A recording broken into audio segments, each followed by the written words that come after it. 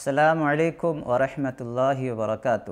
الحمد للہ وحدہ والصلاة والسلام علی من لا نبی بعدہ، اما بعد فاعوذ باللہ من الشیطان الرجیم، بسم اللہ الرحمن الرحیم۔ قال اللہ تعالی وقضى ربک الا تعبدوا الا ایاہ وبالوالدین احسانا۔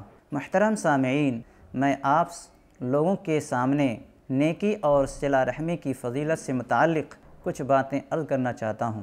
سیدنا عبداللہ بن مسعود رضی اللہ عنہ بیان فرماتے ہیں کہ میں نے نبی کریم صلی اللہ علیہ وسلم سے دریافت کیا کہ کون سا عمل اللہ کے نزدیک سب سے زیادہ پسندیدہ ہے، تو آپ نے فرمایا والدین کے ساتھ اچھا برتاؤ کرنا، وقت پر نماز ادا کرنا اور پھر اللہ کی راہ میں جہاد کرنا۔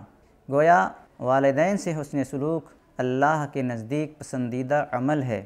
اسی طرح سے ایک حدیث میں والدین کی رضامندی میں اللہ کی رضامندی بتائی گئی ہے۔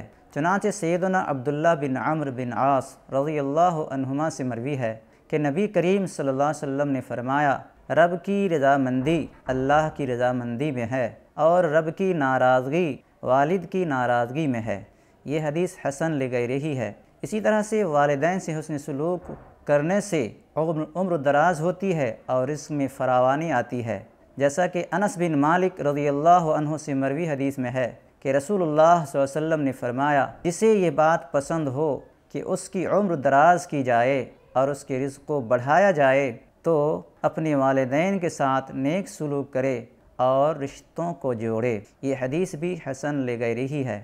الغرض ان تمام روایات سے یہ بات سمجھ میں آتی ہے کہ نیکی اور صلہ رحمی کی بڑی فضیلت قرآن اور حدیث میں آئی ہے، اس لیے والدین اور دیگر تمام رشتہ داروں کے ساتھ حسن سلوک کرنے کی اللہ تعالی ہم سب کو توفیق دے اور کتاب و سنت پر عمل کرنے والا بنائے، آمین۔ السلام علیکم ورحمۃ اللہ وبرکاتہ۔